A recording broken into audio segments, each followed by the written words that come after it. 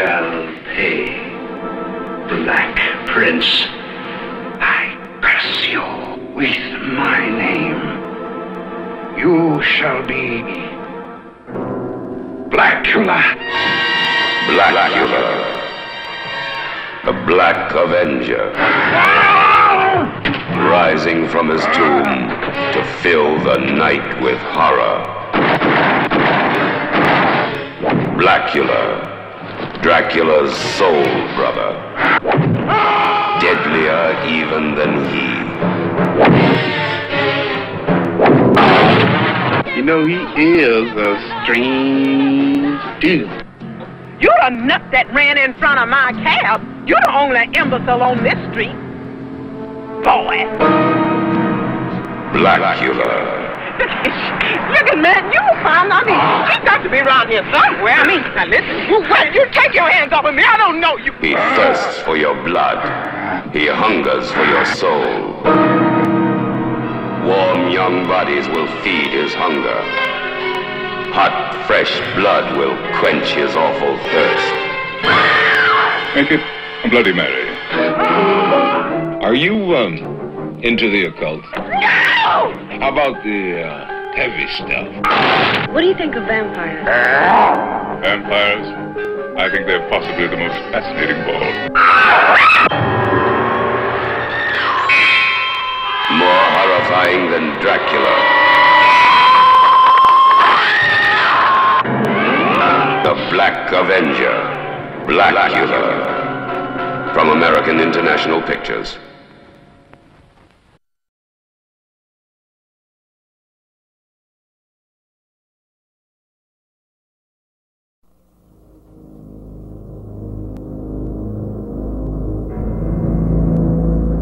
What would you do if you accidentally discovered the house next door was occupied by something not human?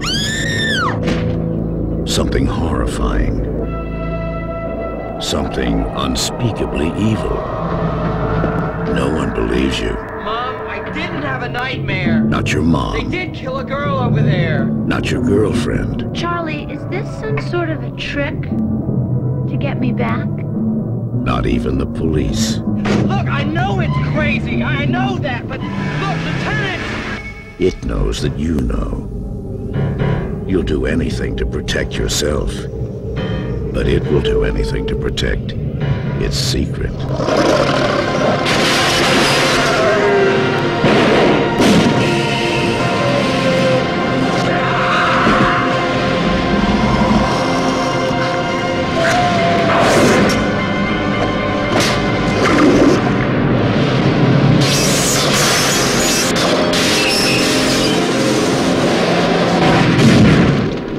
Fright Night. If you love being scared, this could be the night of your life.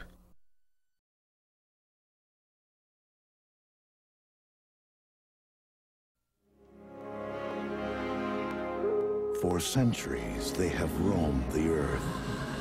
Fearsome creatures of the night, endlessly seeking to satisfy an unyielding hunger.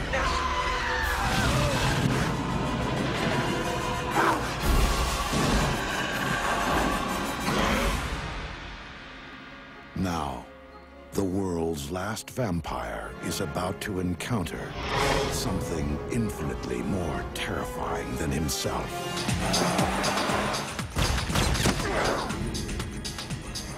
Brooklyn. Interesting. I've been stabbed, and I've been hanged. Even broken on the rack once, but I've never been shot before. It kind of itches a little. Paramount Pictures presents... If you're hungry, I'll run you down to KFC down the street and hit you off with a two-piece. I already had Italian. Eddie Murphy. Do I look like I would bite you? Angela Bassett. You bet not. Not after the day I've had. Eddie Murphy. Everything! Come on! Move it! Yeah, right. There's a lot of love in this room. Look at this. And Eddie Murphy. Bottom line, brothers and sisters, what I'm trying to tell you tonight is that evil is good. Let me hear y'all say it. Evil is good. That's right. If he fails here... Quickest way to a woman's heart through the church. It's actually through the rib cage, but that's a bit messy. Being undead You got the dropsies. won't be worth living. I'm a cop. If you try anything funny, I'll shoot you. Vampire in Brooklyn. I would love to have you for dinner.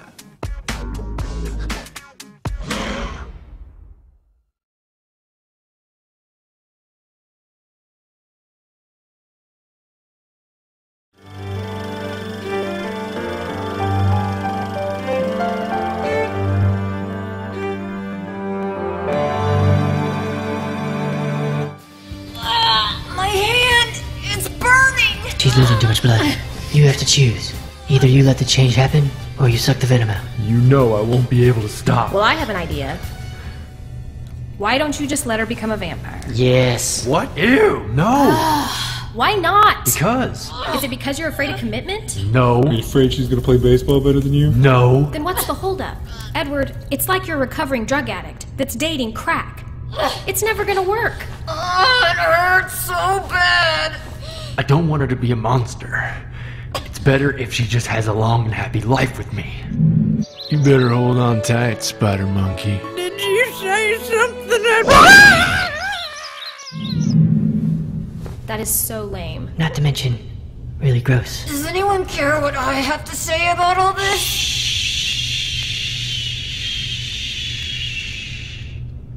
Don't talk. You're injured. We only have moments left. This is just stupid. What is she going to experience as a human that she can't as a veggie vampire anyway? Oh, I know. It's that guy. Because I can see the future. Check out my bazillion ab muscles. Like that's ever gonna happen. Hey guys, just a heads up. I think we might have set the building on fire. There's no more time. Edward, if this is what you want, then find the will to save her.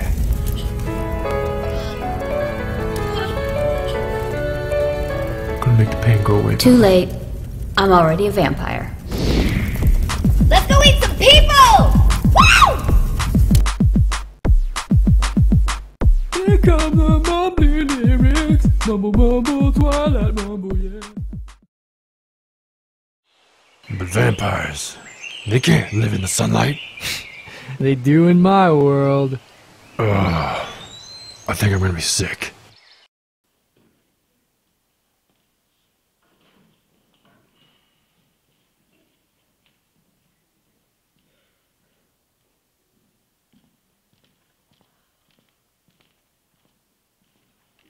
I would like to thank you so much for coming to hear this play reading.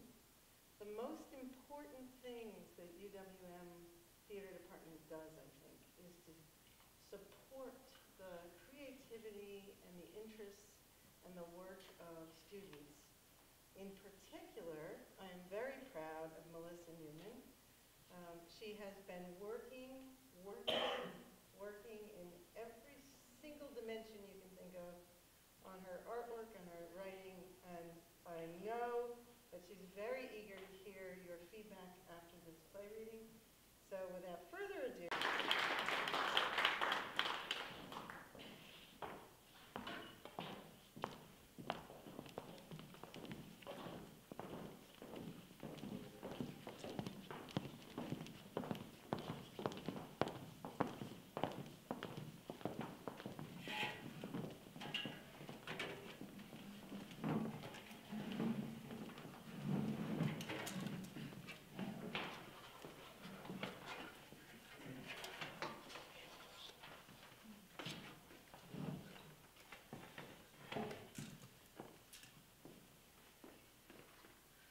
The theater is black as creepy classical music begins to play.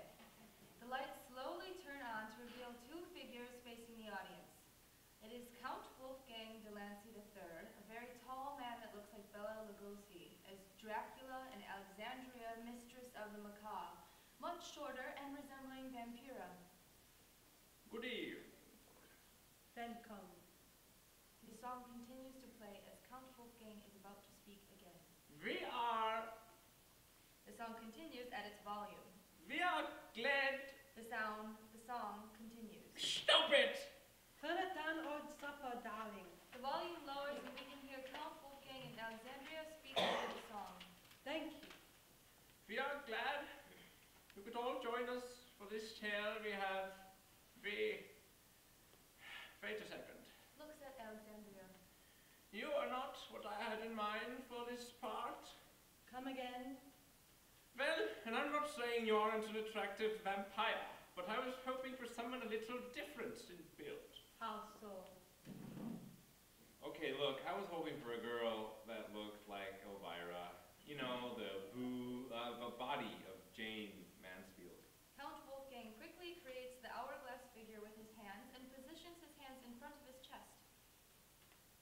Pig, oh, I wish you'd return to the coffin from which you rose. How you were able to hide this is beyond me. I'm a friend of the producers. We were last-minute replacements, if you were wondering. As what I was saying, this is... Alexandria hits Count Wolfgang on his upper arm. Your accent, idiot. Oh, shit. 'Tis the time of the vampire. I've never been so popular in my life. A-list, all the way, baby. Because of that, we can never share our truth. You may not know this, maybe you do, but we do have the ability to feel. We can even love. Every living creature is capable of love. Well, except maybe plots. Anyways, there are various versions of the vampire. Each is different. Each is, well, my point is, vampires are hard to study. We are one who is already damned. How can a mere mortal be sure they'll be safe with us? They have to look in their hearts. We can't do that because we don't really have a heart. I mean, we have one, but it pumps blood. For that metaphorical caring heart thing, we have to work a lot harder. There is only one real difference between you and us. We are undead. And I still don't understand that concept. But it means we can live forever. But you will all perish eventually. When you leave tonight, you could get hit by a car and knocked into a coma. We'd survive. Even if it is the end of the world, we'll continue to exist.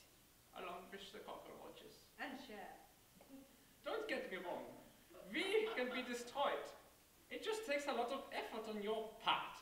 Now, we shall move along the night's festivities. Our story begins, and nope, your line, beg pardon. Our story begins in modern times. A couple has been joined in holy union. One is a vampire, a fact revealed on the wedding night, like in the show Bewitched. The mortal took it hard at first, but finally understood, even got curious, and he still loves her. Good thing too. If he hadn't, there'd be no point to this performance tonight. As of now, they are just arriving at the family manor in England, where the mortal can meet the vampire family. Intimidating, I know. And with him revealing these 3 scenes that have been deleted, we exit. Cause we have minor roles in the play, and we have to quickly change. For now, we bid you farewell, and we hope you enjoy the show. Count Wolfgang and Alexandria bow and head off in separate directions as the music fades out. As soon as Count Wolfgang and Alexandria part, the stage fades to black and the scene changes. Scene 1. It is dusk. The entrance to an intimidating manor with a stone staircase in front is seen. The sound of a car pulling up and stopping, with 2 doors closing, is heard. Lilith, a woman who is striking, pale, with dark features, and James, an average-looking guy, walk from the side of the stage to the stairs, stopping in front of it and looking out. A cemetery? An unfair stereotype, don't you think? Adds a certain pizzazz to the place. What isn't normal about a cemetery in front of an old creepy house? Should we go? I suppose so. Lilith and James walk up the staircase. James looks around nervously. Darling, stop worrying. I can't help it. Everything just started to occur to me. What was all said before? bothering you? Afraid? No. Well, yes, maybe a little. Lilith laughs and kisses James on his cheek. Okay, fine. What is this ceremony du Seine thingy anyways? Ceremony du Sang. It's a special festival out Sleepy Village, has every 10 years. That's all they can afford. You'll enjoy it, I told you. It's a family tradition we introduced to liven the town up. It's great fun, trust me. I do trust you, but can I trust your family? My family is lovely, very welcoming, no reason to be intimidated whatsoever. Intimidated. A family of vampires living in this huge, creepy manor in the English countryside where no one can hear me scream. And there's a graveyard in front. I thought you liked that. I did before it came to the door. Looks up. Oh, gargoyles, of course. Looks to the sides of the house. And bars on the windows. In case anyone wants to break in, we have valuable possessions. You promised me you would not fret. I've assured you time and time again that... Yeah, we're not dangerous. We don't kill the ones we love. Word of advice, don't mock. Just keep calm. Okay, I'm calm. I'm calm. James sits on the stairs, closes his eyes, and begins to meditate. Happy thoughts, peaceful thoughts. The beach, a refreshing breeze, rolling waves. I'm zen, man, I'm zen. Lilith leaves James' side and walks up the stairs. She knocks on the door with a large iron knocker. At the impact, James jumps up. Damn, never heard that in the Bahamas before. Then again, I've never been to the Bahamas. Why couldn't we have gone there instead? You can stand the beach. 'Tis the hour, my love, the moment of great truth. James brushes himself off and goes up the stairs. Remember, we are simply a family of immortals. Other than that... You're normal. Correct. The door opens and a very tall man opens the door. It is Count Wolfgang, without the cape, fangs, or Dracula accent. Lurch? No, Wolfgang, the butler. You knocked. James passes out but is not noticed. Oh, knock it off, Wolfie. Only joking, Miss Lilith. Oh, you're English now. Last time I saw you, weren't you Italian? Yes, but lately it appears that Englishmen are popular with women. If I can get engaged to a model, I too shall speak like this. Still a character. Well, James, let's go in. He's fainted, madam. Wolfgang points down to James, who is lying on the stairs. I'm afraid I startled him. He was already nervous. Bends down to James and starts trying to get him up. Where are my parents? In the parlor, along with Thomas. Oh? He generally travels this time of year. Thomas. He's Lilith's... Brother. Brother, right. Wolfgang helps James to his feet. Lilith hides inside. No worries, sir. I'm a mortal too, and they treat me like one of the family. James nods and walks through the door. Wolfgang looks up at the sky and then heads inside himself, shutting the door behind him. Blackout. Scene 2. The stage is still black. My parents are in here. You ready? As ready as I'll ever be. Why is it dark? Shall I introduce you? No, we can just walk in. Very well, madam. I shall go see how dinner is coming along. Thank you, Wolfgang. The sound of a door opening is heard, and with this, the lights turn on. The stage is now the parlor. Above a fireplace is a large painting of Lilith. Sitting are Charles, a man in his early 60s, and dressed very well, and Rose, a woman in her mid-50s with a glamorous appearance. The maid, played by Alexandria, is wearing a cute French maid's outfit and standing next to a table with alcohol. Throughout the scene, she drinks, without anyone on stage noticing. Lilith and James enter the room from the stage right side. Oh good, there are lights in this room. Father, mother. Charles and Rose rush up. Lilith. Darling, welcome back home! Lilith, Charles, and Rose head towards each other and embrace. James stands at the doorway observing. Wolfgang closes the door behind him. James walks up to Lilith's side. Oh, of course, this is James. Hello, James. Glad to meet you, or meet you. James becomes nervous and backs up to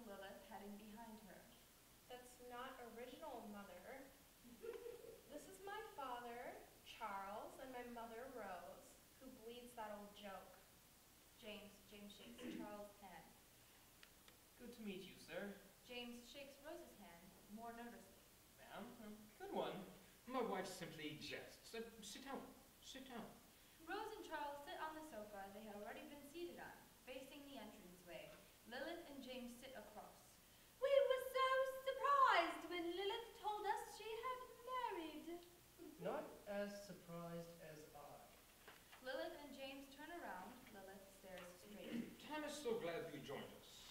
Thomas, a tall, very attractive man with dark features, suavely enters the room. He smiles and approaches Lilith, who is now standing. James to the audience. Wow, he's the type of guy I'd consider leaving my wife for. So this is the man my big sister has married. I was not surprised when I learned she tied the knot. I cut my holiday short and came right home. It was a shame we weren't invited. It all happened so quickly. Tell me, James, is it? Did you get her pregnant? Thomas. Well, I'm sorry, but I had to wonder what to make of all this. You should never rush into this hastily, sister dear. It's quite interesting to meet you, James. Sister, you've certainly lowered your standards. James fails to realize an insult. Lilith hits Thomas. I adore James. He's treated me better than any man has ever before in my life. A wonderful gentleman. Not every woman wants a charming, pretty boy like you. I'm sorry, but are you related? Yes. None of you resemble the other. Well. Not all families look alike. Everyone sit. Let's have a little discussion before supper. He knows you are a vampire. If not, you've spoiled it, darling. Thomas, Lilith, and James sit on the couch with Lilith between the two. I told him as soon as we were married. James begins to walk out the room. Wolfgang re-enters with a tray of hors d'oeuvres. He thought I was playing a game. Did the worst vampire accent ever. Sounded like a cross between Greta Garbo and the Count from Sesame Street. Oh, I want to suck your blood. Lilith taking a tea cake from the tray as Wolfgang leaves. Something like that. Thanks, Wolfie. These look great. He didn't take it as easily at first, and... James? Darling, what are you looking at? Taps James on the shoulder. James? James points to the side of the wall. You have a crucifix? Charles walks up to the crucifix. Yes, a family heirloom. My father gave it to me when Rose and I married in 1762. But you're vampires. Huh? Shouldn't that repel you? Oh, good God, Willie, don't tell me it's one of those. It's all new to him. We're Catholic, James. Tell me, what faith do you follow? Well, I was agnostic. Now I'm not so sure. You have a religion? Is that allowed? Agnostic. Why do you question? Charles sits back down. He gets back up to get a glass of brandy, which Rose does not look pleased about. James, still focusing on the crucifix. I just feel there isn't enough proof. It really doesn't hurt you? A mortal is fine, but my brother Rose had a daughter married someone who is a borderline atheist. Religion is very important to me. No, you're vampires. Yes, we realize that. What are you getting at? Thomas and Lilith both reach for an hors d'oeuvre. Their hands touch, causing them to look at one another. Lilith holds back a smile, grabbing a snack. Thomas doesn't take anything. James, excited, jumping up and pointing to the crucifix. That, symbols of gods are supposed to harm you. You can't be near them, they burn you. James, does the cross upset you? Rose to Charles. Probably because he doesn't believe in God. Mother, he never said he doesn't believe completely. He just questions God's existence. There's a difference. I do not think so. James looks frustrated and confused. What's the matter, sweetheart? You seem upset. He's feeling guilty about being a blasphemer. I knew about his beliefs, Mother, and I respect them. Yes, Mother. It's not as if he's worshipping Lawrence. But Satanists do not actually worship the devil because they do not believe in God. More of an idea they follow. Which reminds me, I have a poker game with Lawrence Jackson, Maurice, and Donald next Tuesday. You know I do not like Lawrence and Maurice. Bad people, atheists, pagans, Scientologists? Same thing. James reaches for an hors d'oeuvre, a bit shaky. Thomas tries to get one after James, avoiding the area James took one from. Lawrence is Satan, his Christian name, so to speak, and a terrible poker player. I always thought he'd be a better cheater. Rose is not comfortable with him. He badmouths everybody. Never a kind word. Always trying to have his way. He's not a good creature at all. Sounds a bit like the landlady of James's apartment building. Maurice is better known as Jack the Ripper. He's a card shark at that. Gets away with murder. Always has the best hands. Rubs us blind. I won't play with him anymore. And Jackson and Donald are just fellow vampires. Wolfgang enters. Dinner is served. Wolfgang exits. Terrific. I'm famished. Charles, Rose, Thomas, and Lilith get up. James stays seated. You three go ahead. We'll be there in a second. Charles, Rose, and Thomas head out the door. I guess we won't be saying grace tonight. He'll probably refuse to participate. Lilith watches them leave, then sits back down next to James and puts her arm around him. What's the matter now? I'm not sure what just happened. Mother will stop the Inquisition. She just wishes everyone had faith. Thomas and I are non-practicing anyways. She does not mind that we don't go to church. Vampires attending the Catholic Mass. Yeah, sure. Let's go eat. My family can explain all of this. I think food will calm your nerves. It's not nerves. Let's go. Lilith, James, and Alexandria walk towards the door and the stage fades to black. Jack the Ripper? Scene 3. The stage is still black, but the sound of people talking can be heard. The lights come back on to show Charles, Rose, Thomas, Lilith, and James returning from their supper. Well, I am stuffed. That was a good meal. You make a great filet mignon. Oh, that wasn't filet mignon, my boy. It was the neighbor's dog. James looks sick. Oh, dear God. Shouldn't you just say, oh dear nothingness? Down, Mother.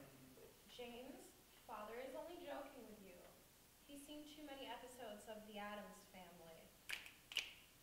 It was steak, don't worry. Just having some fun, son. Oh, good one. James tries to calm down from the sudden shock. Everyone sits down. Lilith sits between Thomas and James again, and both put their arms around her. Lilith hits Thomas, who draws back without James noticing. Wolfgang enters with a dessert, a pot of coffee, cups and saucers, cream, and sugar on a tray. Dessert. Thank you.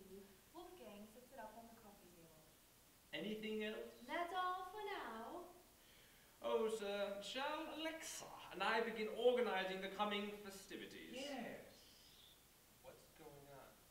Just a celebratory dinner we're having for you and Lilith. Wolfgang exits through a black exit in the room. Charles pours himself a cup of coffee and prepares it. Alexa! James jumps, the others aren't phased. You don't really want to become a vampire, James. Huh? Oh, no, I could never watch all my loved ones die. You get used to it. Beg pardon?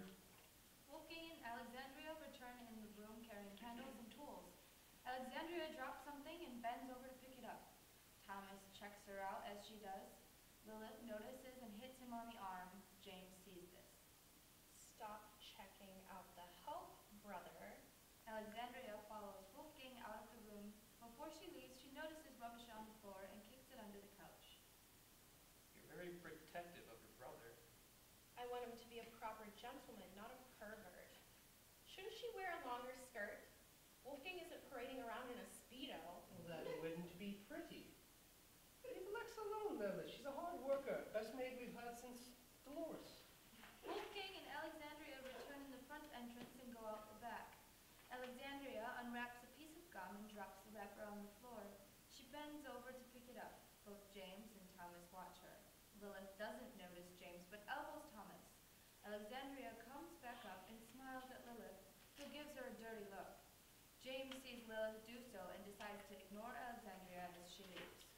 Have you heard? Miranda and Samuel might be getting a divorce. Really? They've been together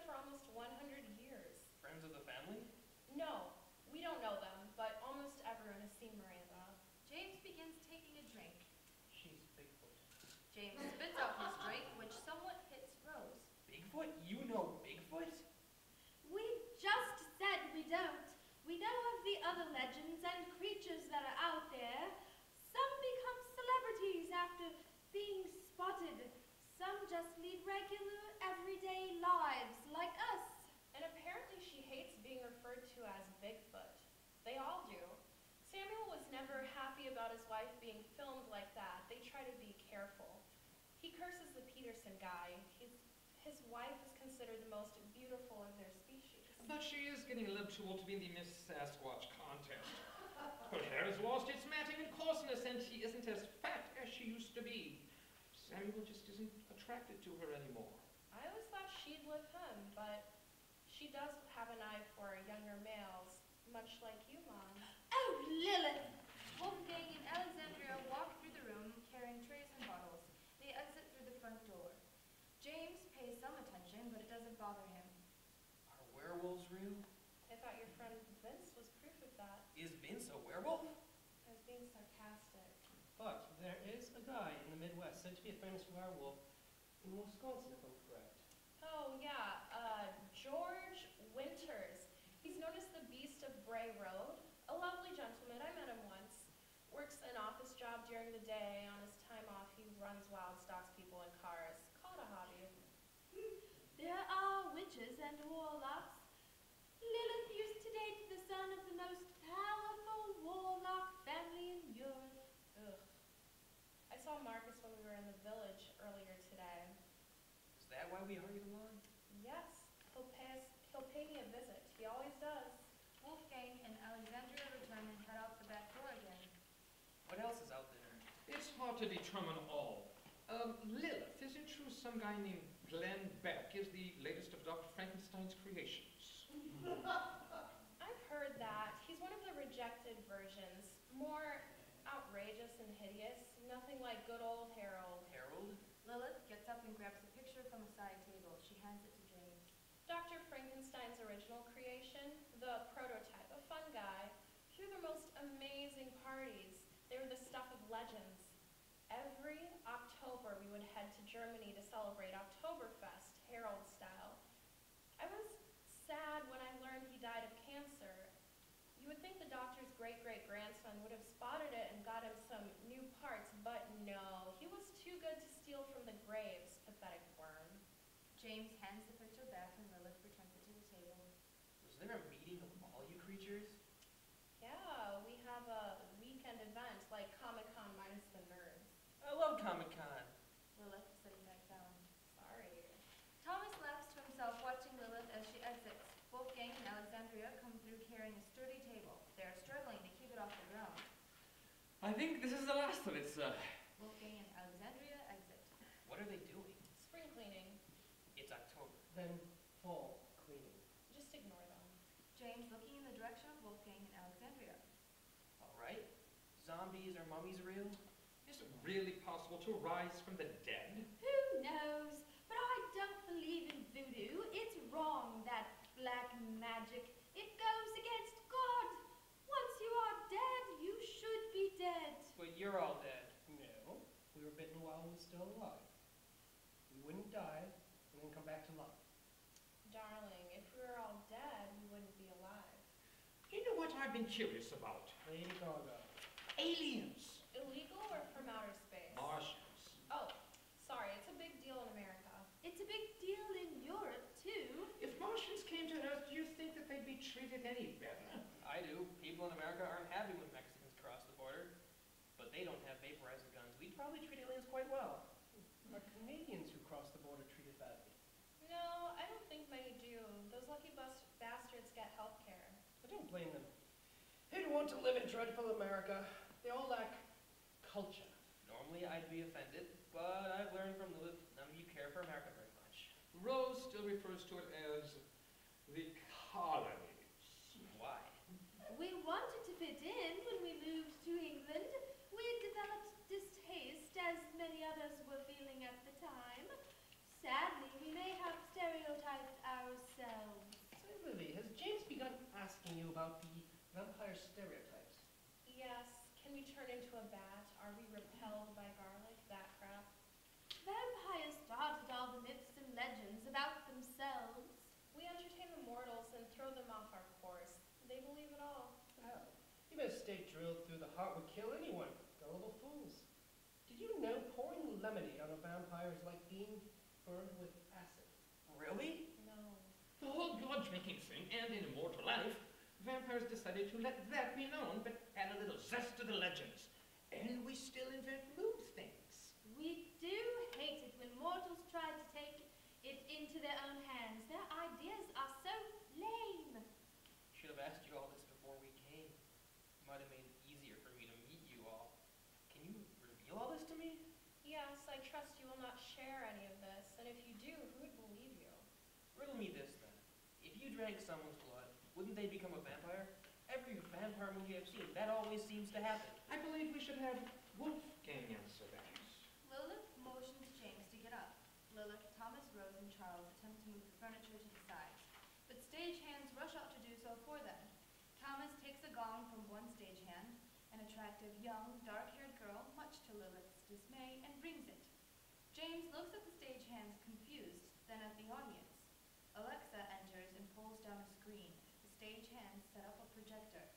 Wolfgang arrives in a smoking jacket with a pipe in his mouth, a la Masterpiece Theater. He sits in a large chair. A grainy silent film begins to play with Wolfgang narrating. The film consists of over-exaggerated acting, very comical. How to Become a Vampire. Bloodline Film Company, Transylvania. Copyright 1927. Blah, blah, blah. Part 1. Blood. When one drinks blood from a human being, they will not become a vampire. They only become a vampire when they are fed blood whilst on the brink of death. Part 2. Becoming a vampire.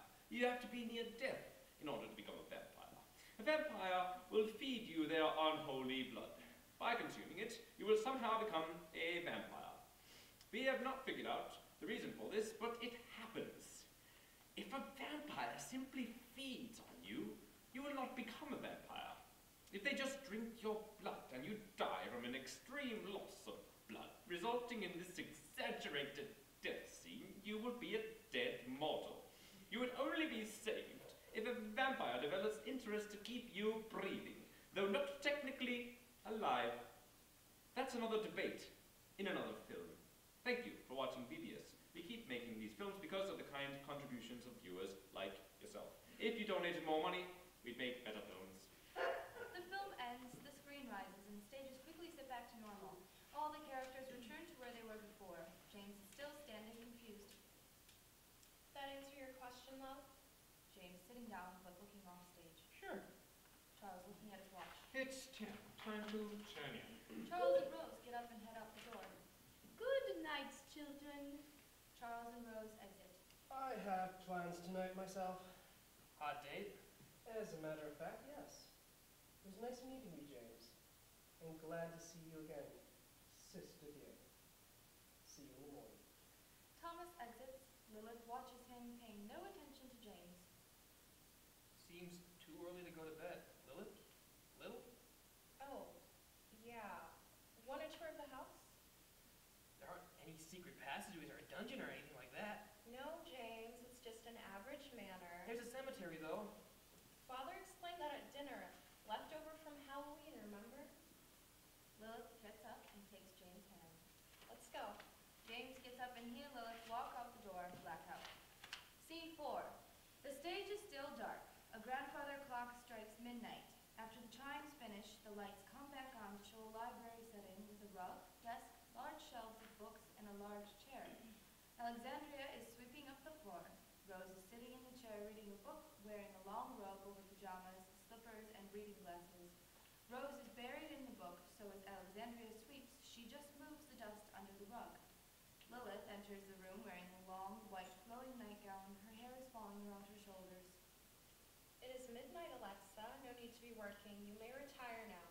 Alexandria leans the broom against one of the bookcases and curtsies to Lilith. She scurries out of the room. All she does is sweep it under the rug. Mother? Mother? Lilith shakes Rose. What?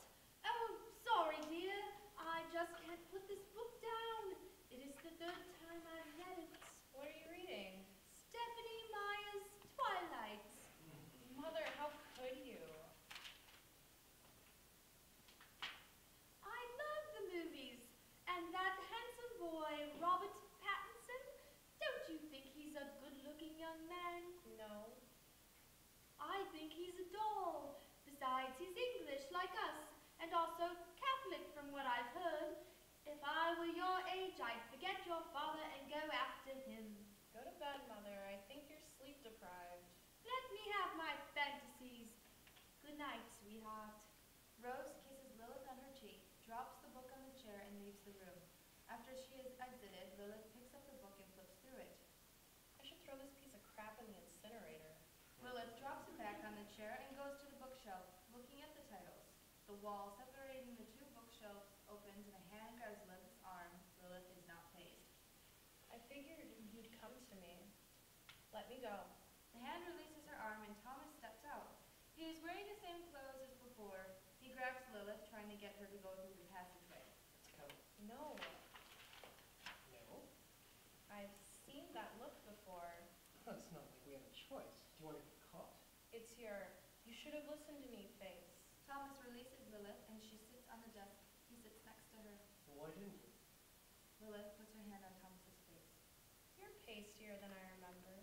Thomas removes her hand from his face and gets up. He goes to the bookshelf, pulls out a book, looks at it, and puts it back.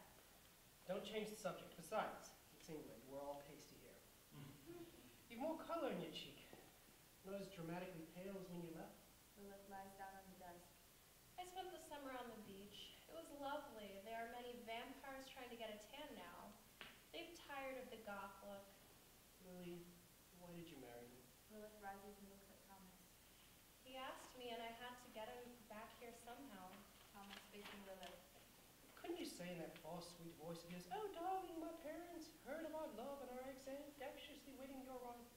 Lilith getting off the desk and walking to the other side of the room. I have my way. Besides, I have grown fond of him. He isn't too bad. He means well. As I've said, you could be nicer to him. Had you listened to me, all of this would have been finished years ago. We'd go on living our lives. You wouldn't have married him. You would be a polygamist. I was wondering when you'd bring that up. You weren't even supposed to have arrived until afterwards.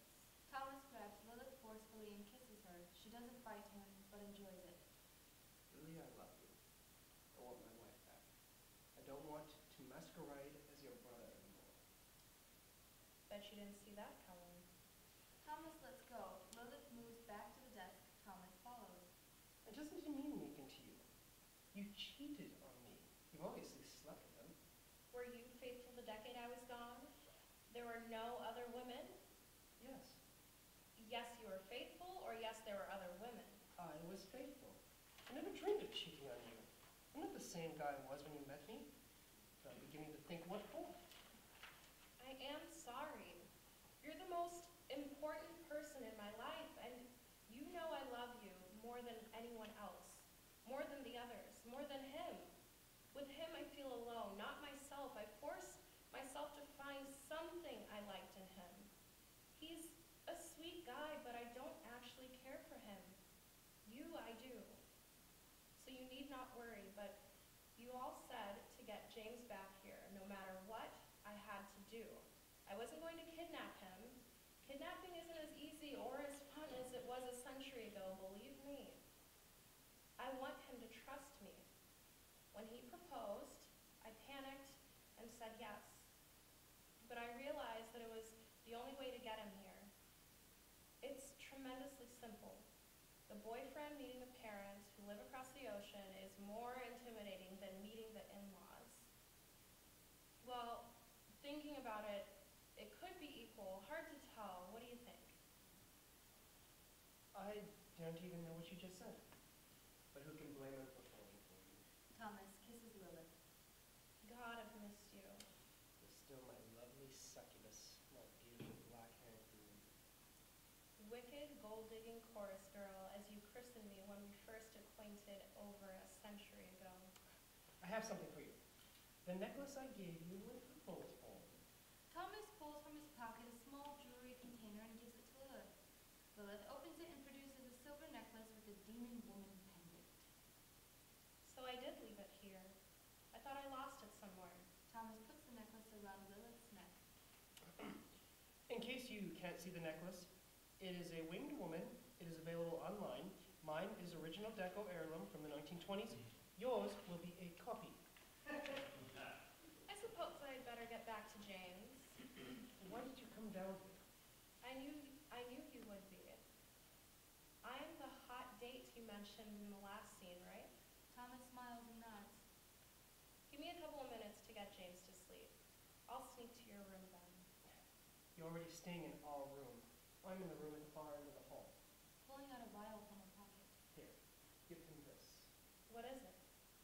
Oh, just a potion to get people to sleep. Feed it to him, and 10 seconds later, he'll be out for 8 hours straight.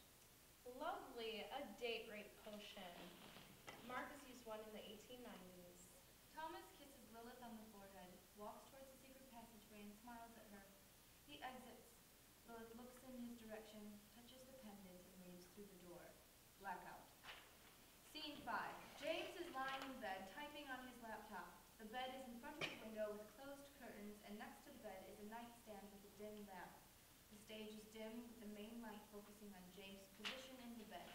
Lilith peeks in from the side of the stage, but James does not notice. Lilith walks in, standing at the entrance. She is hiding the vial behind her back. James peeks over his computer. Did you get the book? James closes his laptop and puts it on the nightstand. Oh, no, couldn't find it. Coming to bed? Yeah. Lilith slowly heads to the bed and stands over James. What? I have something for you, darling. Sit up and close your eyes. James obeys. Lilith leans over James, takes the vial, opens it, and pours a little down James' throat. He swallows it and coughs. She puts the vial on the nightstand.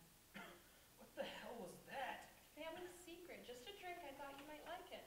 You shoved it down my throat. It's best served least expected. What do you think? Not bad. Has a strange aftertaste. Tastes almost like... James slumps back on the bed, lying down. Lilith watches and smiles and begins to leave. James rises groggy. Did I just black out? Where are you going? Lilith is surprised. She looks at James, then the audience. Damn. To James. Oh, just shutting the door, my love. Lilith shrugs at the audience and then shuts the door.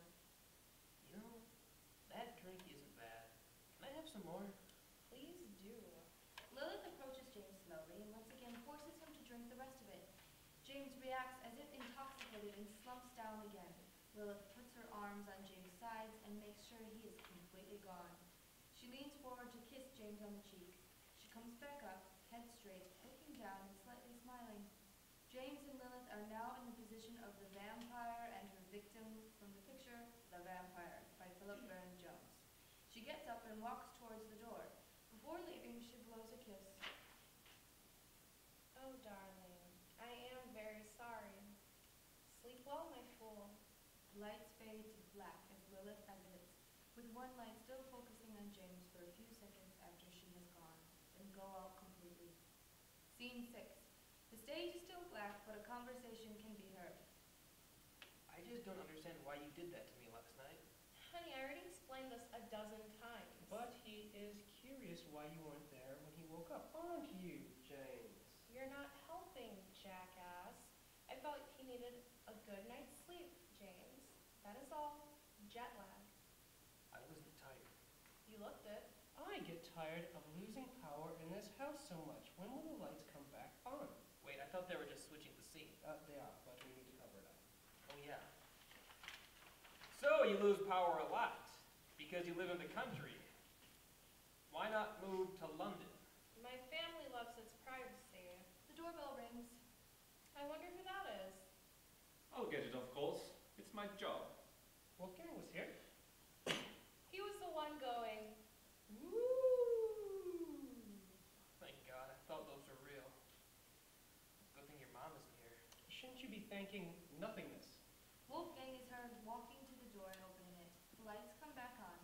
Lilith, James, and Thomas are listening in the library. Alexandria is dusting anything and everything in the room. Why, I don't think you are expected, but they will be surprised to see you. The door closes and footsteps are heard as a voice talks to Wolfgang. Alexandria quickly leaves. Lilith standing up and looking towards the door. oh, God. Marcus, an attractive, pale, skinny, raven-haired man, enters, dressed in Gothic Victorian costume, except wearing very tight black jeans and heeled boots, as well as eyeliner and mascara. He has a heavier English accent, more believable than Lilith's family. Lily, are you not happy to see me? I've heard you married. Looking at him somewhat stunned. Marcus, have you forgotten what century you're living in. Still such a judgmental bitch, aren't you? Before you attack my pair, my dear, I'll have you know that this look shall never die out. I am still a fashion plate. Is he gay? Yeah, just British. You're the husband, correct? Not what I expected. You look nothing like any of Lily's ex-boyfriends. They were all tall, good-looking men, while you're... Well, let's just say Lily can do much better. James looks surprised and offended. So why are you visiting? Revenge, as always. She broke up with me for the most unfair reason. Thomas begins to laugh. Unfair?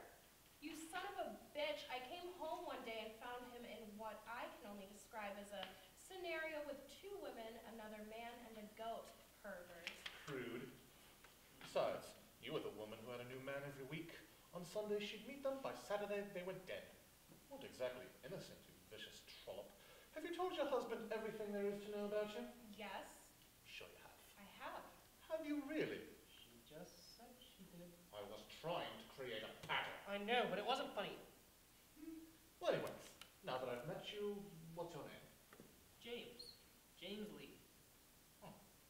So you've gone from Lilith de Granzois to Lilith Noir to Lilith Badu to Lilith Lee. When were you Lilith Noir? So it seems she did not tell you everything about her. I had a brief career on the stage in Paris and London. I also worked as an artist model. French postcards. So I changed my name for that. The rest were from marriages. I have so much history, Marcus. How could he learn everything about me? Lilith, my darling, I would think that you would share all you could with the husband you love so much. You could have shared your past marriages. He didn't ask me about that. I never thought of it. Just like you, Lilith, blame it on the guy. You don't change. Thomas ought to know. Tommy, do you remember how she was in the Victorian age? I'm not going there, Marcus. Stop trying to create trouble. It is what he does best. I resent that statement. I used the front door this time. James, I trust her family has made you feel welcomed. At least her parents. Thomas isn't the nicest man in the world. However, not many know that she made him what he is today.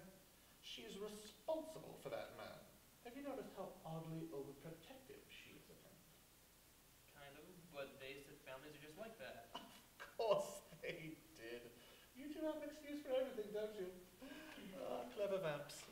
Marcus begins taking books out of the bookcase. Lilith attempts picking one up, but Marcus keeps away from her.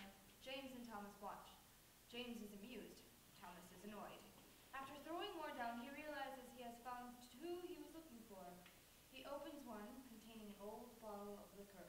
He puts the liquor in his jacket pocket and throws the book across the room. Marcus opens the other book, taking out a case. He throws the book down and opens the case, containing a small bottle of white powder. Perfect. Just what I needed. Is that a secret ingredient for a spell? No. Cocaine. Lilith, remember when I snorted a line off your lovely... Shut up, Marcus. What? I snorted her off hers and she snorted her off mine. Husband will enjoy this story, I believe. Can't say I do. Nor do I. A friend of hers was also present, a chorus girl who I fancied more than her. Lilith looks more pissed than usual. Was this for some special occasion? No, just a Wednesday. Well, I could continue creating trouble here, but I think I shall visit the lovely Alexa. I do love a girl in a French maid outfit. I know. Goodbye. For now. Marcus exits. And he will be back. I miss those years he was traveling in the East. He's the powerful one? The most powerful. The Davenports are the most powerful warlocks and witches in the world. Nothing can stop them. It's best to have them on your side if you are ever in trouble. We can handle ourselves. I can't stand him. Why do you go out with him? For how long? 20 years. 1877 to 1897. You were with him that long? I was different back then. You know, I was only in my early hundreds. He was different, romantic, bizarre, and powerful. That turned me on. Besides, he had much more experience than I. He survived the Black Death, the Inquisition, and all those damned witch hunts. Funny thing about those hunts, mortals are good at accusing each other, yet they never accuse the actual creatures. I used to love when he'd tell me about those witch hunts.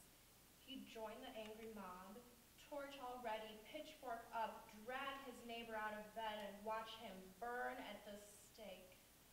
Lovely times. Marcus looks like he's in his mid-30s.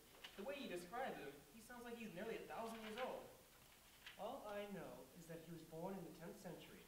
I'm starved, and I'm going to have a bite. I'll join you. Want anything, darling? No. Very well. Let's go, brother. I'll make us a snack. Lilith kisses James on the cheek. Thomas and Lilith leave.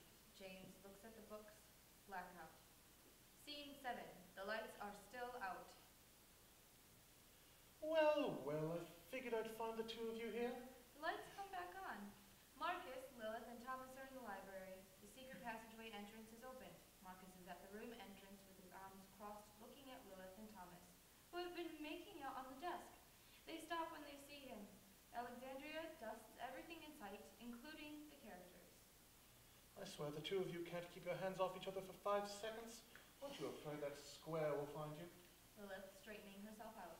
You of all people know how good I am at sneaking around. Alexa, here you are, lovely as always. Alexandria comes up to kiss Marcus on the cheek. She dusts his shoulders with her feather duster and leaves to return to the room. Before leaving, Marcus hits her on her butt. But before returning to the room, she quickly dusts off Thomas and Lilith and where they were on the desk. Perfect woman you are. Cute, hardworking, and silent. Like Clara Bow or Louise Brooks. I miss Brooksy. How dare was a woman. So you can leave now, Marcus. Nonsense! I'd like to get to know the adulteress's new husband. Polygamy's still a lovely crime for you, Lily. What sins have you not yet committed? Oh, I'm sure you'll get around to them. Now, I could easily tell James about you, about Thomas and your parents. I'm sure he hasn't figured out about your mother and father and the fact that there are very few similarities. He has pointed out how our family doesn't match. Oh, good. We have a start. Now, darling Lily, I have a proposition for you. What? I won't tell James any of this. Your dirty little secrets will be kept in absolute silence. But I want something as well. And we won't give you anything. Just hear me out. And don't forget, you can't stop me. I'm a warlock. You're only vampires. Marcus, you don't scare anyone. Not trying to, love. Don't need to, either. But you don't want James to find anything out. He won't. He suspects nothing, and he could care less about my past. Oh, is that so? James, come to the library!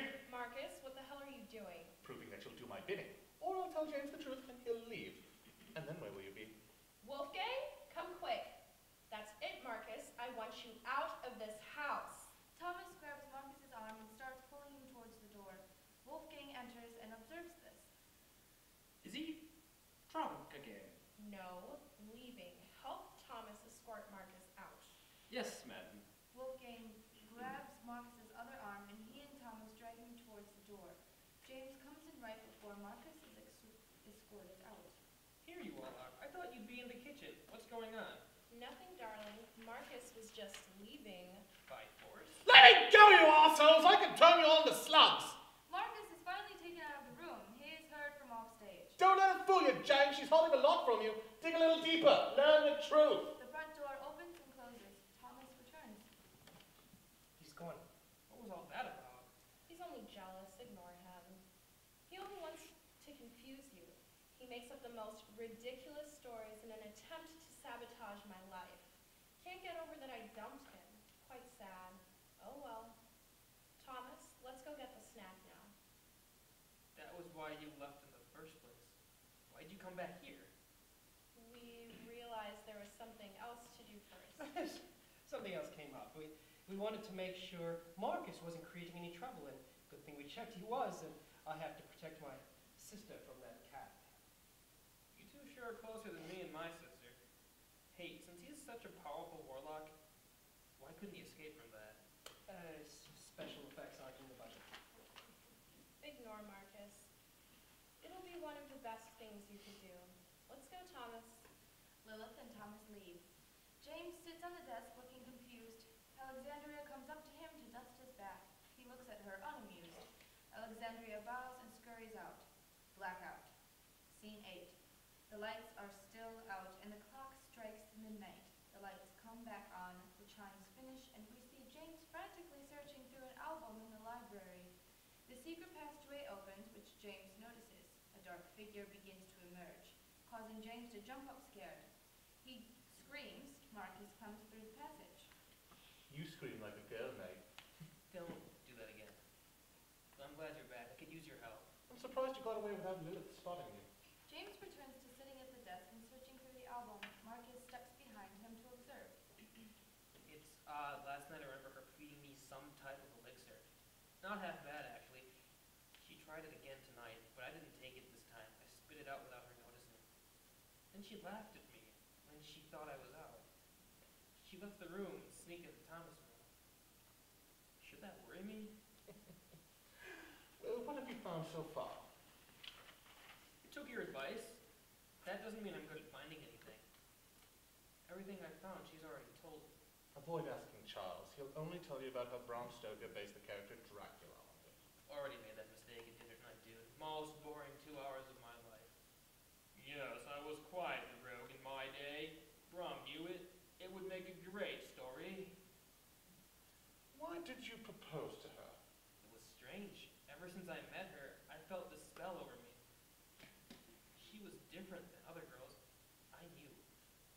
And now I know how different. But I enjoy that bizarre feeling.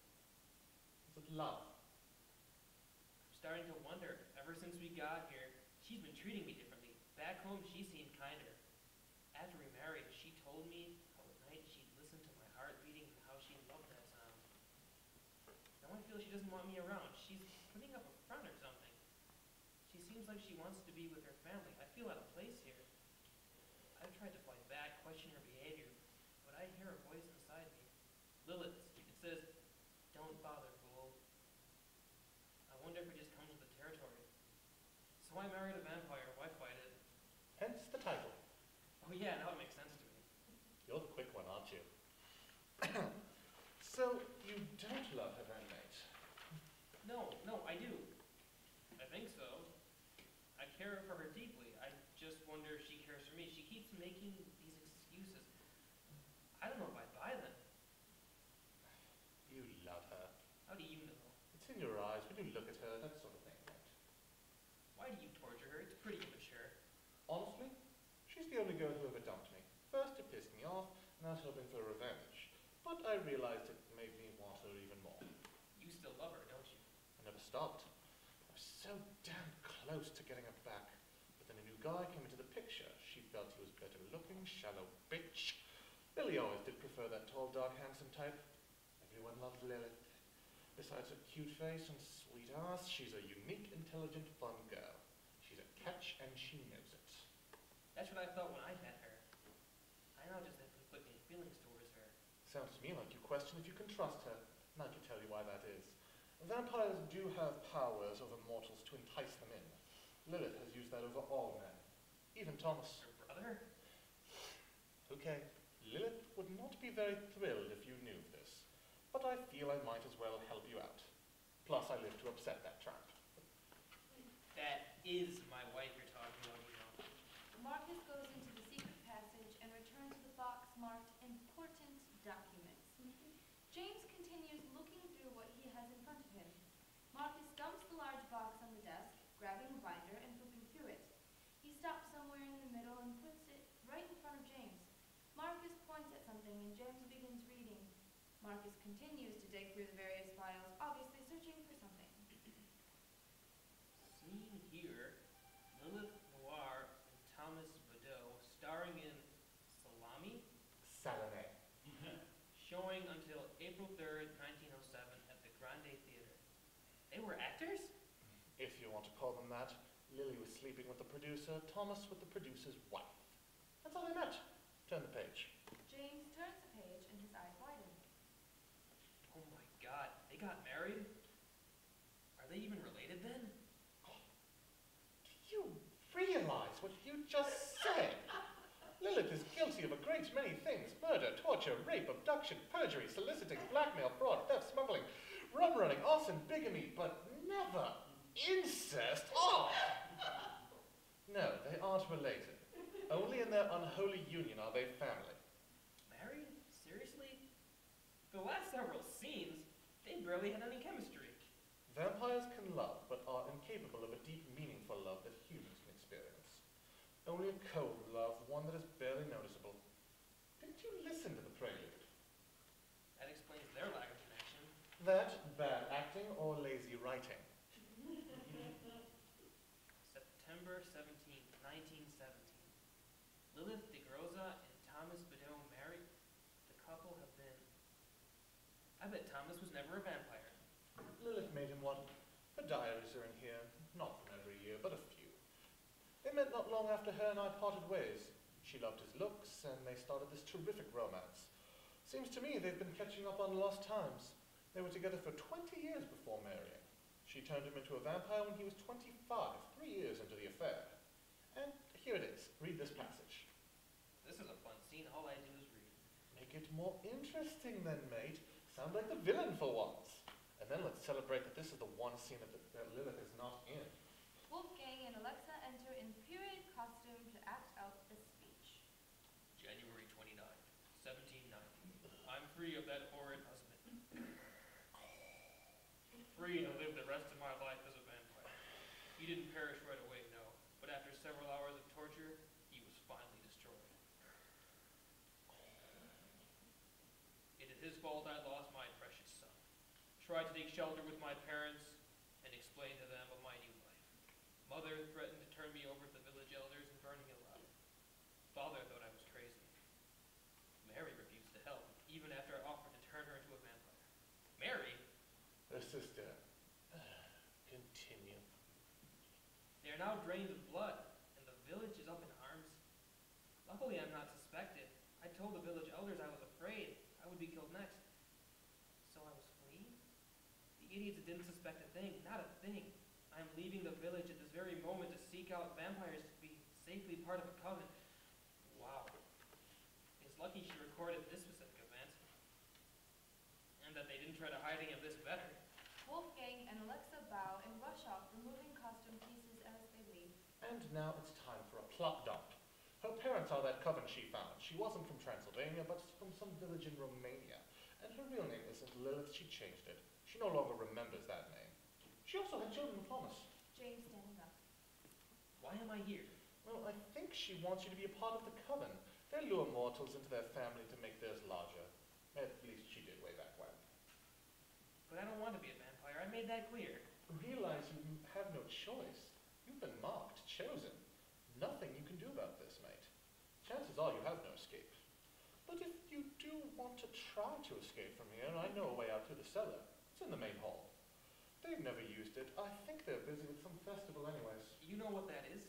Can't say I do. I've been traveling for a while, so it could be new. You can escape, I'm pretty sure. She'll look for you, but based on the way she treats you and your physical appearance, I doubt you're important enough for her to care to pursue. I can help you out after that. Why are you helping me if you want her back? I like you. And I can tell you mean well. And I hate Thomas. And I have a plan. If I can get you two out of the picture, I'll get my lovely little tot back. A noise is heard outside the door. Oh, better get going. They can't find me here. Take my advice, though. Stay alert and refuse any drinks that Lilith may give you. They weaken you. They stop your thought process, or at least slow you down, so don't feel like fighting back against her. She has control over you. Try to be safe. Why does that sound so familiar? The door of the library opens. Marcus exits through the secret passage. James looking at the desk. Great, I have to clean this up. James quickly throws the books back into the box and puts it under the desk as Wolfgang enters with a cup of tea on a tray. You're up late, sir. It's after 1. But I thought you might like this tea. Did Lilith make it? No, she's upstairs, asleep. In Thomas's room? Of course not, sir. In yours. James to the audience. Did Marcus say Wolfgang too? You can answer me. No? I'll learn to break tradition, people. Hell, it ain't Shakespeare. To Wolfgang. Okay, as you English say. Cheers. James walks over and picks up the cup. He begins to sip it. It isn't too hot, is it? No, it's perfect. James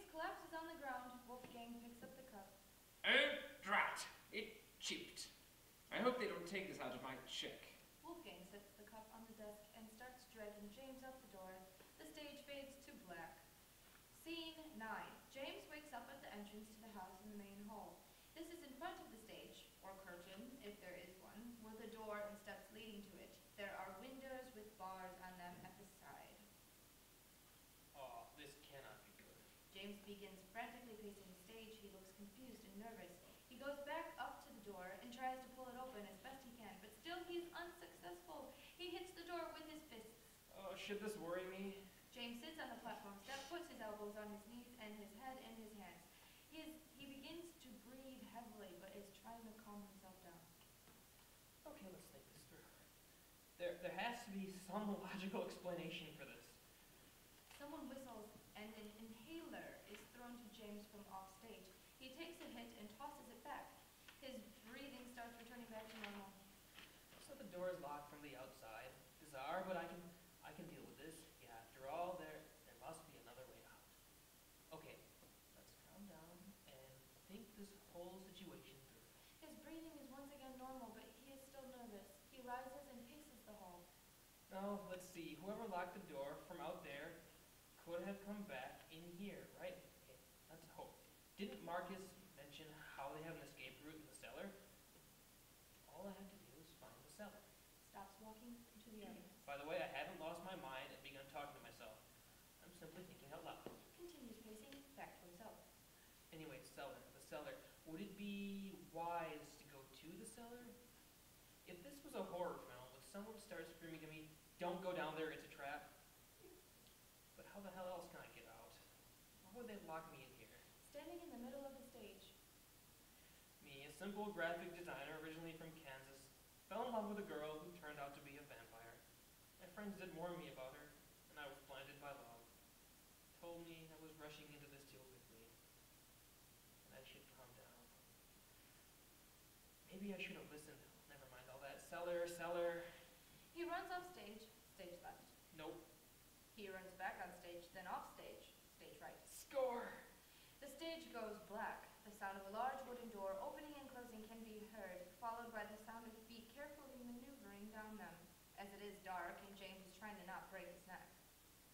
For those who can't see, and if you can see, play along, I'm heading down old stone stairs, feeling my way along a damp wall. Oh, I hope that was just mold.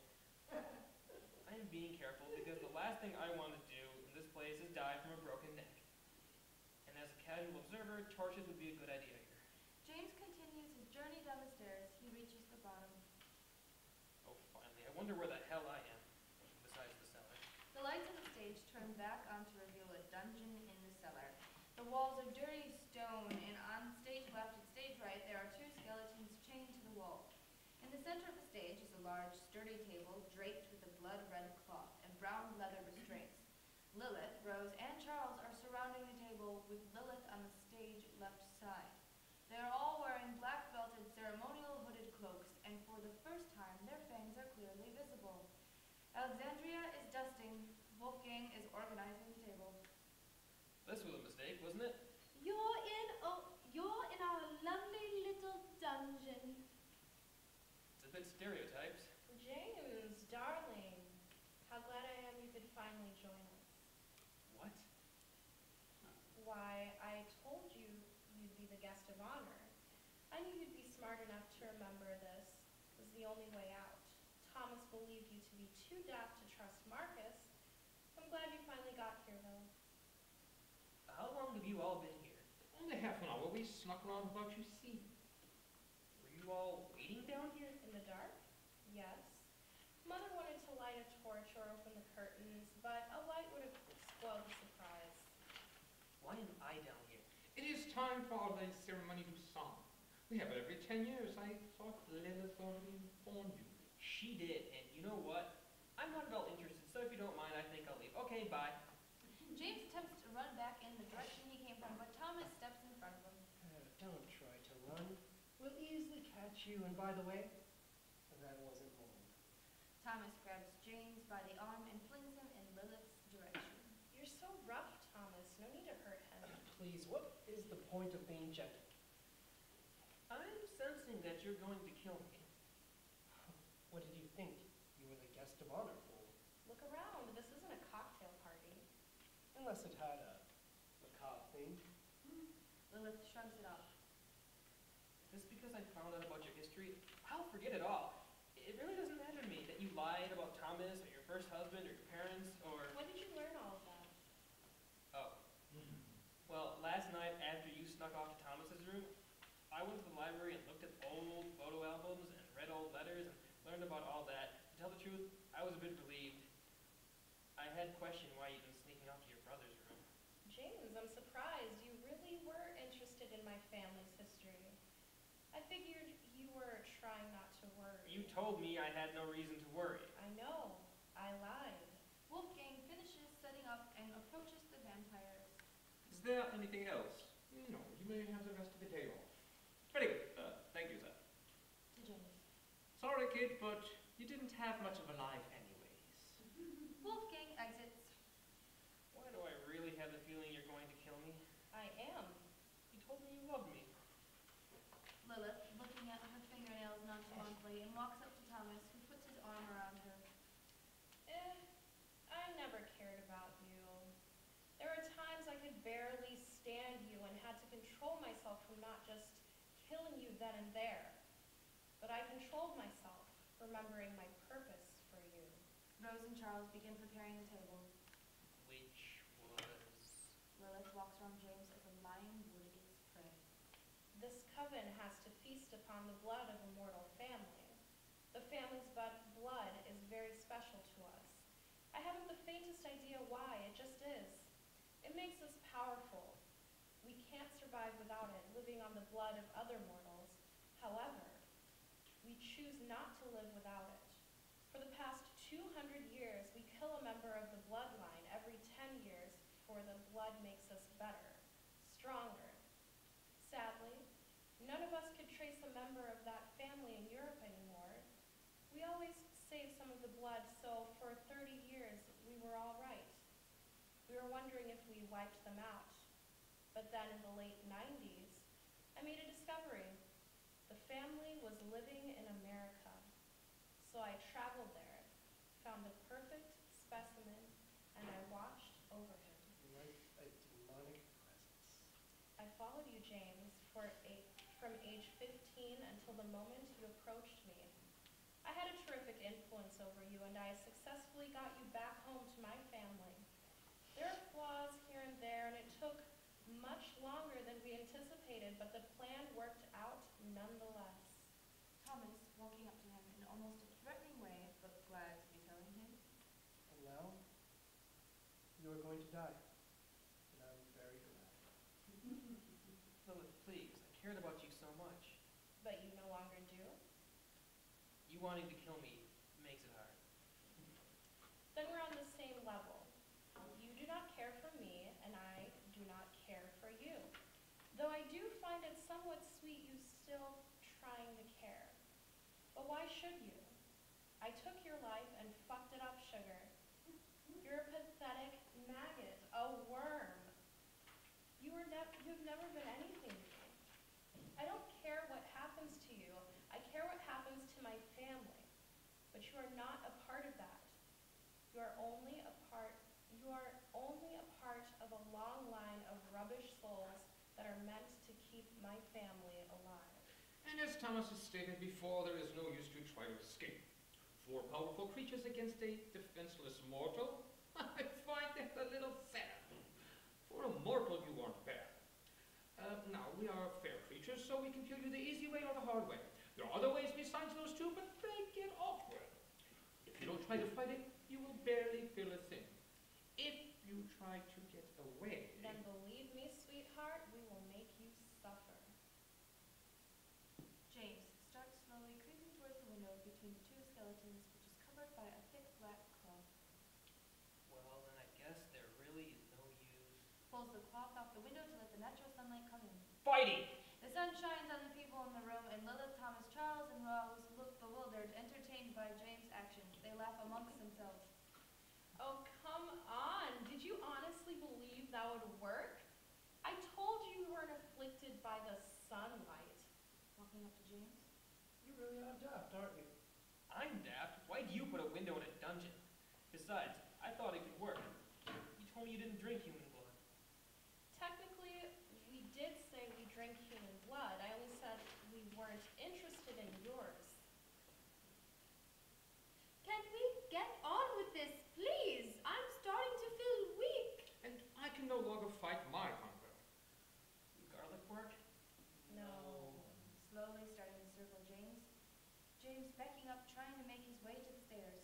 crucifix. No, wait, you're Catholic. Crap. Lemonade! Lilith moves up to James quickly and grabs his arm to lead him towards the ceremonial table. James grabs Lilith and tries to toss her against a wall. He succeeds, as she nearly hits her head against the stone and runs up the stairs. Thomas runs after him, but in what he knows is now a fight for his life, James hits Thomas as hard as he can. Thomas stumbles down the stairs, thinking this works. James keeps going. Stop him! Thomas quickly recovers, as the pain is nothing for a vampire, and goes up after James. Thomas returns, dragging James behind him, who is pleading with them to not do this. Please, Lilith, I'll send you guys my Uncle Frank. No one in our family likes him. No one would miss him. Lilith, please! Thomas takes James to the table. Alexandria quickly rushes over to dust it off. Charles and Rose put the restraints on James, and Alexandria dusts him off. Is there anything else I can do for you? No. Très bien. Je dois changer rapidement mon costume de passant. Au revoir. Alexandria quickly runs out. Lilith slowly walks towards him, moves to his right side, and looks straight down at him. I have no heart. I don't care about you or what happens to you. I've lived my life as being a dark and evil creature. I enjoy it. I don't care about mortal suffering. I love causing them pain. I've killed almost all my life. Once my first husband blessed me with the gift of an immortal life, I got rid of that rat. I loved listening to him begging me to stop torturing him, to show him some mercy. It was his fault I was doing it. He wanted me to be a vampire like him, but his mistake was that he was one of those who believed that vampires didn't have to be sinister creatures, one of those sympathetic vampires. Perhaps worse. We could be loving and gentle. He thought of that wretched preteen fantasy long before 2005. We did not choose to be like this, but alas, we couldn't help it either. I love being like this. A mortal life would be putrid, boring. Believe me, I will not regret doing this one bit. I want you to know that I'll enjoy it, just like I enjoyed getting rid of my parents and sister after those fools thought they could kill their cursed daughter to save her. And please, while we are feeding, beg me to stop. Plead with me some more. That will be one of the fondest memories, watching you suffer through it all. I don't feel remorse, James, and I could never live out the rest of my beautiful, unnatural life without letting you know that. Lilith moves to take a bite out of the left side of James' neck. Wait! What? We have to thank God for the blood he is providing us. James struggles, stops, and becomes puzzled.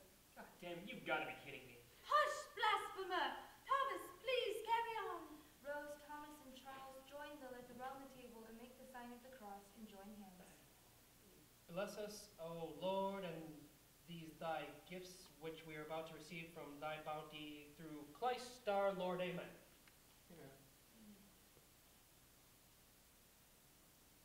May I continue?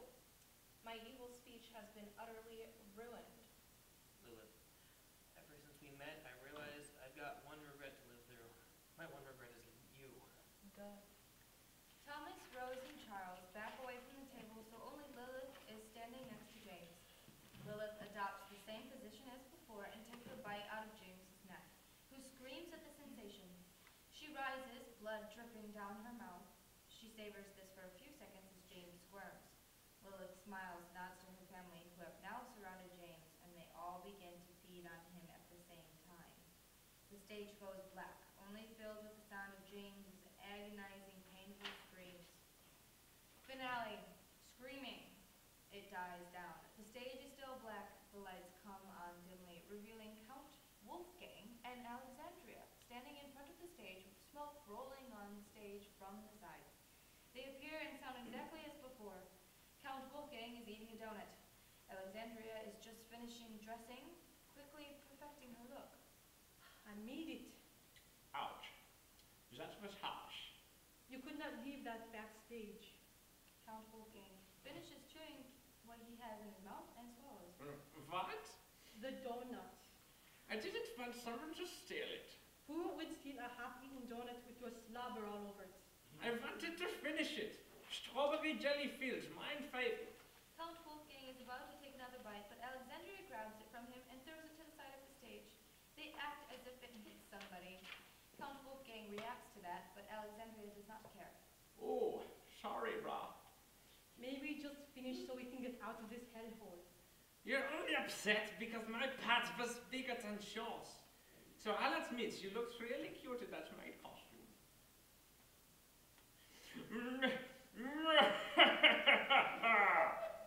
No, we discussed it back that, and it sounds silly. No laugh and don't comment. Carry on with the script. The question remains. And I'm not jealous. I enjoyed my part. As I was saying, the question remains. Can the vampire be trusted? Points to Alexandria. She can't. She cheated on her last boyfriend by drinking the blood of his best friend and his brothers. Shut up. Nevertheless, while vampires do have a very dark, attractive appearance, one should always try to resist them. Yes, it might be hard to try to resist someone as handsome as I, ladies. But you must, for it is for the safety of your own pitiful existences. Dear audience, we want you to leave the theater with this in mind. Yes, we're going to get preachy now, sorry. If you run into a vampire tonight, tomorrow, the next day, or any day after that, do not fall prey to their charm, their charisma, their sex appeal. Or it could end your life. Count Wolfgang and Alexandria part and walk off stage to the side of the stage. Count Wolfgang runs back to the center of the stage, but Alexandria appears and points for him to leave. Count Wolfgang finally leaves, and Alexandria disappears. Lights fade to black.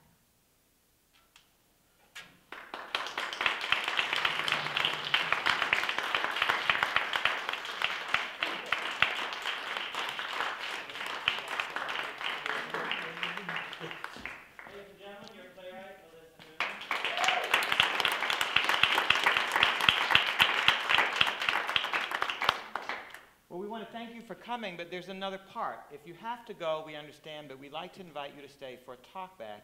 In terms of developing a play, the playwright needs to hear it read, but she also needs to learn from you. So we're going to do a little bit of a talkback, and we'd like for you to participate if you'd like. We're going to turn up the lights. Actors, I'm going to ask you to move your stands behind you, and then I'll have Melissa introduce them all. I'm going to turn up the lights. If you must go, all right.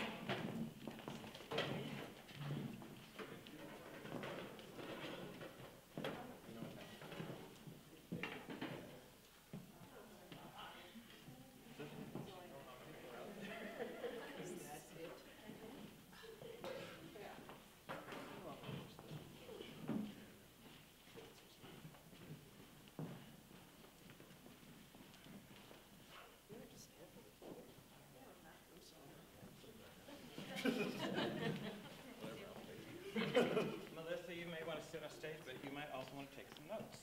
Things the audience tells you, so that's for you.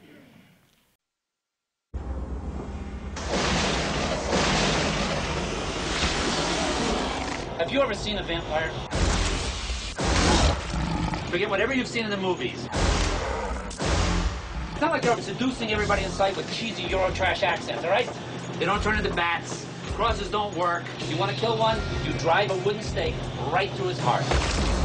We think we got a nest inside this place. And chances are we'll find a master in here somewhere. I know your parents were bitten by vampires, and you were raised by the church to be its master slayer. No one knows vampires better than he does. Oh my, baby. But he met his match when he met the master who started it all, Jack Crow. He was a priest. It's the first known case of vampirism. The first and most powerful. You are the only one who faced Alec and survived. A master vampire has a telepathic link with his victims. You're gonna help us find him. The cross. For 600 years, Valak has wanted to live in the daylight. A master vampire, able to walk in the sun, unstoppable. Biggest net that blood drinking mud of the world has ever known.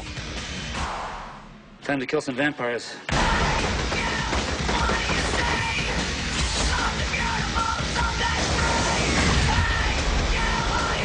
Get behind us! Come on! Come on!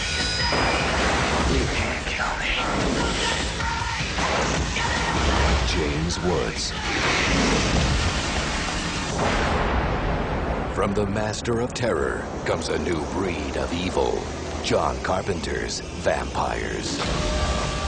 You never told me they could do that. I didn't know they could do that.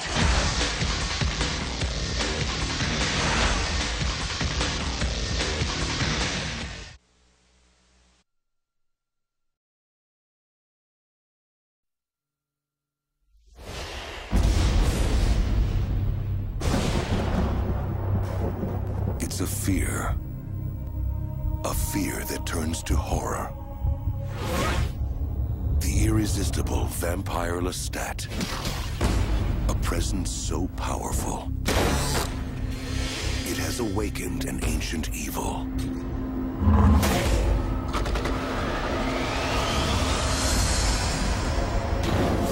Akasha, Queen of the Damned.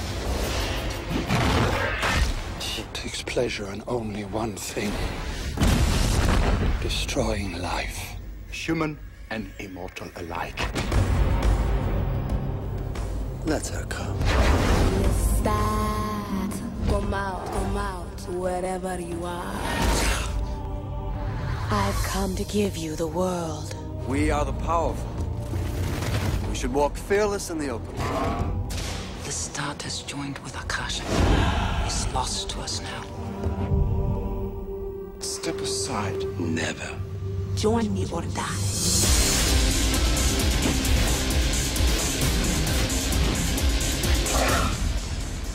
All she wants is hell on earth.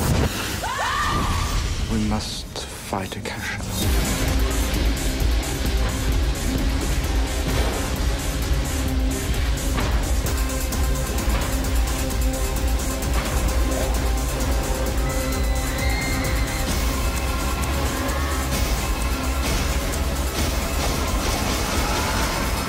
Queen of the Damned.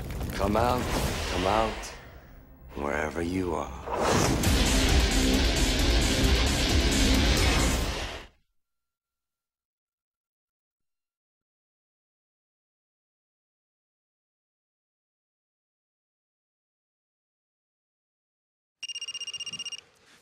Hey, Mom. Hey, just checking in. What you up to?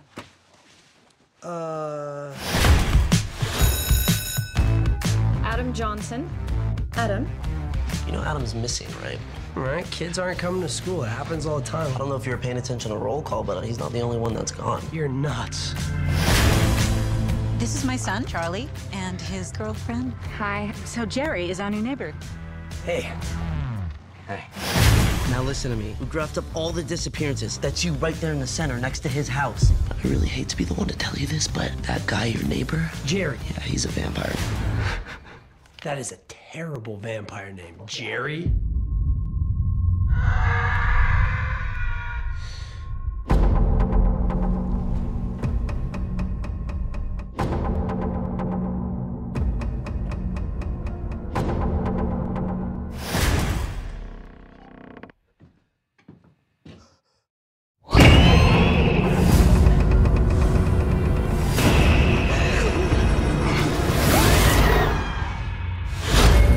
Hey, guy.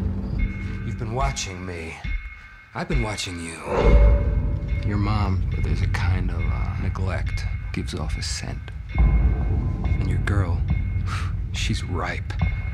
It's on you to look out for them, because there are a lot of bad people out there, Charlie.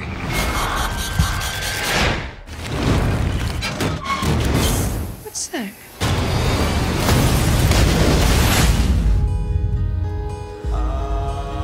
I'm gonna end him or he's gonna end me. That's how it's gonna be.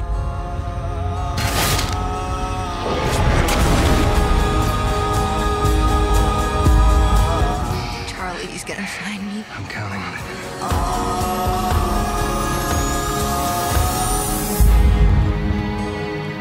You smell that? It's your fear.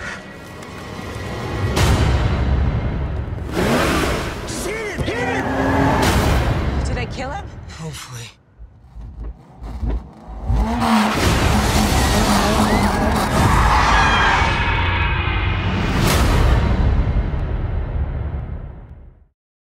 You ready? I'm ready. Are you ready? Oh, I was born ready. First one to blink loses. Go. Vampire Sting Contest! Begin!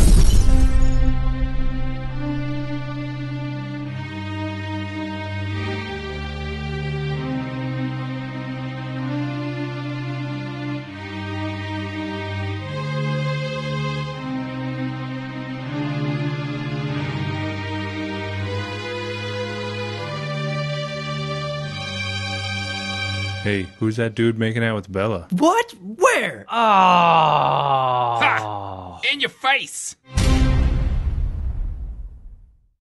Are you sick of Twilight? I think I'm gonna be sick. Then watch our video where we end the series in just one movie. You better hold on tight, Spider Monkey. Did you say something? In their version, I don't have to fall in love with a baby. It's true.